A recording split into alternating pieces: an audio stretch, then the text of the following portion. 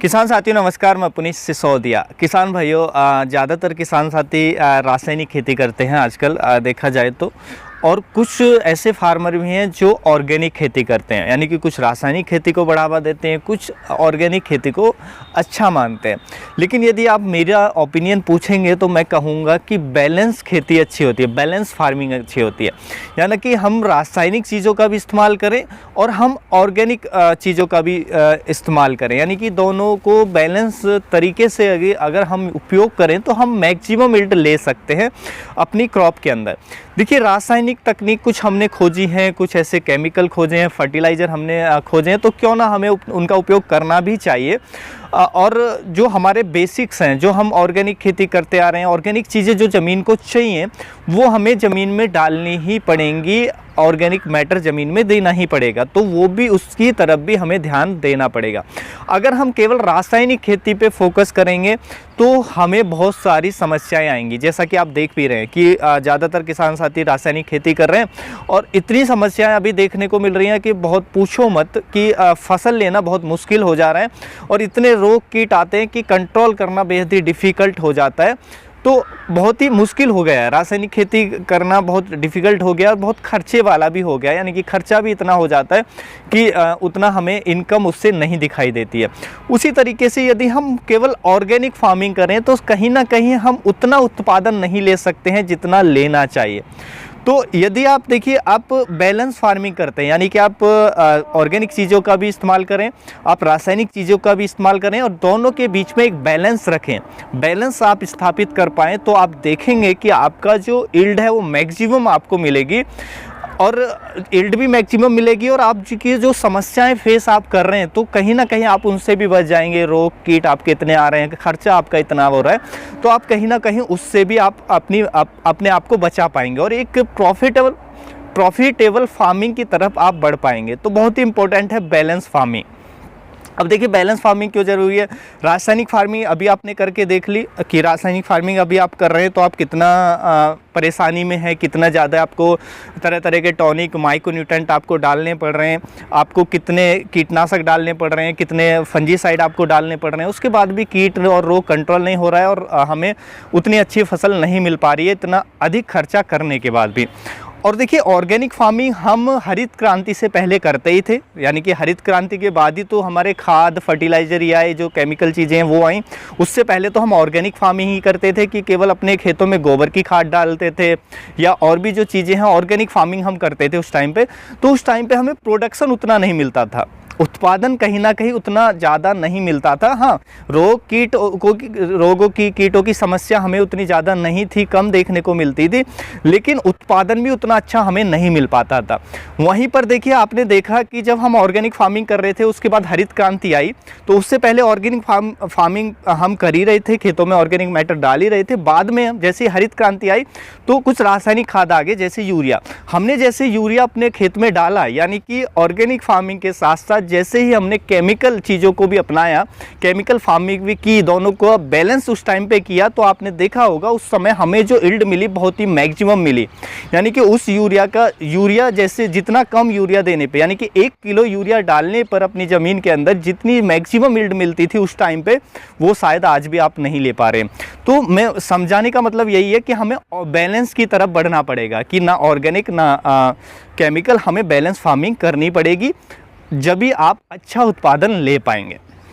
अब पहली बात ये देखिए, बैलेंस फार्मिंग के अंदर हम रासायनिक चीज़ों का तो इस्तेमाल कर ही रहे हैं, आप कर रहे हैं, आप रासायनिक खाद डाल रहे हैं, उसमें दिक्कत नहीं है, लेकिन अब आपको अपने खेतों में ऑर्गेनिक मैटर को भी बढ़ाना पड़ेगा। अब ऑर्गेनिक मैटर को बढ़ाना क्यों ज़रूरी है, यहाँ पे ये भी समझ लेते हैं। देखिए, हमारी ज़मीन के अंदर आप जानते हैं कि चाहे बैक्टीरिया हो, चाहे फंगस हो, चाहे और भी जो भी माइक्रोब्स होते हैं, वो 2 तरीके के पाए जाते हैं। पहला, यदि हम फंगस की बात करें, एक होती है बेनिफिशियल फंगस, यानी कि उसकी बेनिफिशियल फंगस की कुछ स्पीशीज होती हैं, प्रजाति होती हैं जो बेनिफिशियल किसको कहते हैं, जो हमारी फसलों को बेनिफिट्स पहुंचाती है, यानी कि हमारी, या ऐसा भी कह सकते हैं कि हमारी फसलों को कोई नुकसान नहीं पहुंचाती है, उल्टा फ़ायदा करती हैं, उनको हम बेनिफिशियल स्पीशीज कहती हैं, फंगस हो या बैक्टीरिया हो। कुछ होती है हार्मफुल स्पीशीज माइक्रोब्स की, चाहे फंगस हो चाहे बैक्टीरिया हो। हार्मफुल क्या होती हैं, जो हमारी फसलों को नुकसान पहुँचाती हैं। जो हमारी फसलों की ग्रोथ में बाधा डालती हैं उनको हम हार्मफुल यानी कि हानिकारक माइक्रोब्स कहते हैं, जो ज़मीन के अंदर पाए जाते हैं। तो देखिए हमने अभी क्या कर दिया है कि हमने अपने खेतों में ऑर्गेनिक मैटर को डालना बंद कर दिया है। ठीक है, आपने ऑर्गेनिक मैटर अब खेतों में नहीं डालते हैं, जिसकी वजह से जो बेनिफिशियल जो स्पीसीज हैं, बेनिफिशियल जो माइक्रोब्स हैं वो लगातार कम हो रहे हैं। वो क्योंकि उनको अपने आप को सर्वाइव करने के लिए अपना भोजन के रूप में उनको ऑर्गेनिक मैटर चाहिए, लेकिन वो ऑर्गेनिक मैटर हमारी ज़मीन में नहीं है, जिससे जो बेनिफिशियल फंगस, बैक्टीरिया, उनकी जो स्पीसीज हैं, प्रजाति हैं और उनकी संख्या है वो लगातार कम हो रही है, घटती जा रही है।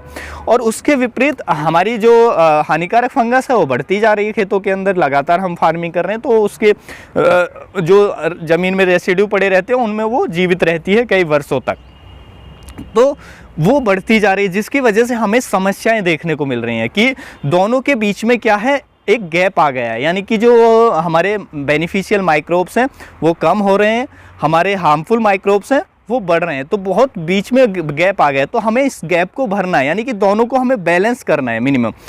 तो यानी कि हमें जो बेनिफिशियल फंगस है, बेनिफिशियल माइक्रोब्स हैं, उनको बढ़ाना है।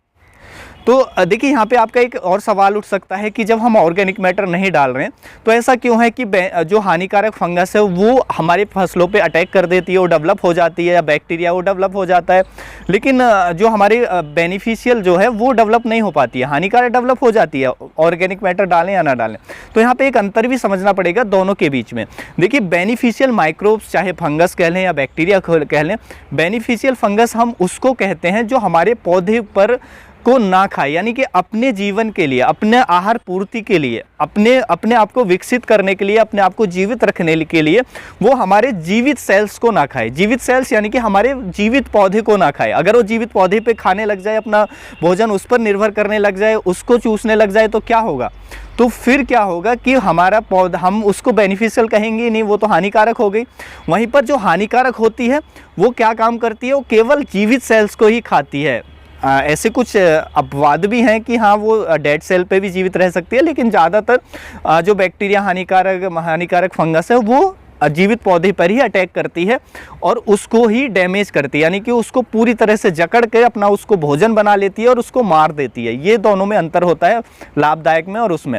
अब देखिए जो हमारी बेनिफिशियल फंगस होती है वो जीवित सेल्स को ना खा करके वो खाती है डेड सेल्स को, यानी कि जो मृत अवशेष होते हैं।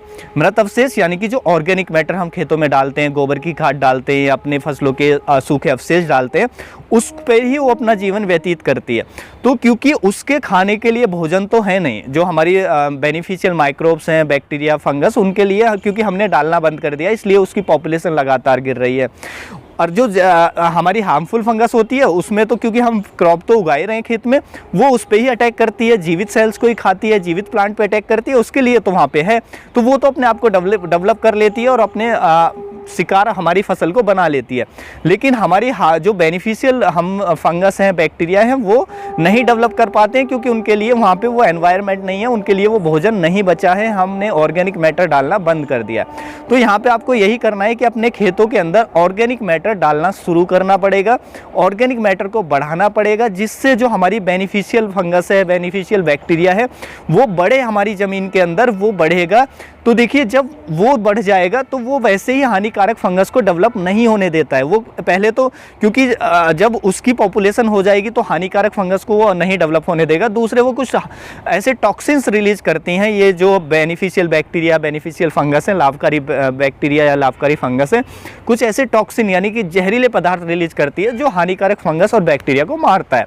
तो इससे क्या है कि हमारी फसलों पर रोगों व कीटों का अटैक नहीं होने देती हैं। तो इसलिए हमें ज़रूरत है कि हम जो हमारी ऑर्गेनिक फार्मिंग है या जैविक खेती है, हम उसको भी अपनाएं, यानी कि दोनों के बीच एक बैलेंस स्थापित करें कि हम अपने खेतों में ऑर्गेनिक मैटर को भी बढ़ाएं। तो इस तरीके से यहाँ पे आप समझ गए होंगे क्यों हमें बैलेंस फार्मिंग की ज़रूरत है, जिससे जो भी हमारे फसलों में समस्याएं आ रही हैं कहीं ना कहीं हम उससे बच पाएँ, जिससे हमें जो उत्पादन भी अच्छा मिलेगा, क्योंकि रोग व कीटों की समस्या कम हो जाएगी तो उत्पादन भी बेहतर मिलेगा। दूसरा, आप जब इन चीज़ों को डालते हैं तो बहुत सारे बैक्टीरिया, फंगस ऐसी भी होती है जो हमारे मिट्टी में पोषक तत्वों को उपलब्ध करा आती है फसलों के लिए तो वो भी बढ़ेगी, तो पोषक तत्व भी इजीली उपलब्ध होंगे। अभी रासायनिक खाद डाल देते हैं लेकिन वो चीज़ें नहीं है, वो बैक्टीरिया फंगस नहीं है जो रासायनिक खादों के अंदर पड़े पोषक तत्वों को पौधे को उपलब्ध कराएं। तो इसलिए हमें ज़रूरत है कि हमें ऑर्गेनिक मैटर डालना है। देखिए, तो हम पूरा ये सीरीज़ शुरू कर रहे हैं। ये वीडियो बनाने का मकसद इतना ही था कि आप समझें क्यों हमें ऑर्गेनिक मैटर डालने की ज़रूरत है, क्यों हमें जो हमारी पुरानी खेती थी, पारंपरिक खेती थी, उसको भी अपनाने की ज़रूरत है। और हम बेशक टेक्नोलॉजी की तरफ भी बढ़ें, लेकिन हम उन चीज़ों की जो बेसिक्स हैं, जो ज़रूरत है, उनको भी ना छोड़ें। तो हम दोनों के बीच में एक बैलेंस स्थापित करें ऑर्गेनिक फार्मिंग, रासायनिक फार्मिंग के अंदर, जिससे हम मैक्सिमम यील्ड ले पाएँ और समस्याओं से भी बच पाएँ। आगे की वीडियो में हम ये जानेंगे कि कौन कौन से ऐसे बेनिफिशियल बैक्टीरिया होते हैं, माइक्रोब्स होते हैं। हम डिटेल ये सीरीज़ बनाएंगे, तो 1 बाय 1 हम सब पे चर्चा करेंगे, कैसे हमें बढ़ाया जाए, कैसे उपयोग किया जाए। उसके साथ साथ हम नेक्स्ट वीडियो हम केवल इसी पे रखेंगे कि हम ऐसा कौन सा सबसे आसान तरीका है जिससे हम अपनी ज़मीन के अंदर ऑर्गेनिक मैटर को बढ़ाएं, क्योंकि पशु हमारे पास उतने ज़्यादा नहीं हैं। पशु, बहुत सारे किसानों की समस्या हो सकती है, पशु नहीं है, बाहर से परचेज़ करने जाएं तो बहुत ज़्यादा एक्सपेंसिव हो जाएगी। तो किस तरीके से, कौन से वो तरीके हैं आसान जिससे ऑर्गेनिक मैटर को इंकरेज किया जाए, अपनी ज़मीन के अंदर बढ़ाया जाए, तो वो भी हम चर्चा करेंगे। तो ये जो सीरीज होगी बहुत उपयोगी होगी फार्मिंग के लिए। यदि आप फार्मिंग में चाहते हैं कि आपको एक अच्छा प्रॉफिटेबल फार्मिंग आप कर पाएँ, तो ये सीरीज़ को पूरा देखिएगा और हमारे चैनल को सब्सक्राइब कर लीजिएगा। और देखिए, संडे को हमारा वीडियो नहीं आएगा, संडे छोड़कर बाकी के सभी दिन हमारा वीडियो आपको मिलेगा। उम्मीद है जो आज की जानकारी आपको अच्छी लगी होगी। जानकारी अच्छी लगी तो वीडियो को लाइक, शेयर एंड सब्सक्राइब करना बिल्कुल ना भूलें। मिलेंगे हम आपको एक और नई वीडियो में नई जानकारी के साथ। तब तक के लिए आप अपना ख्याल रखें। धन्यवाद।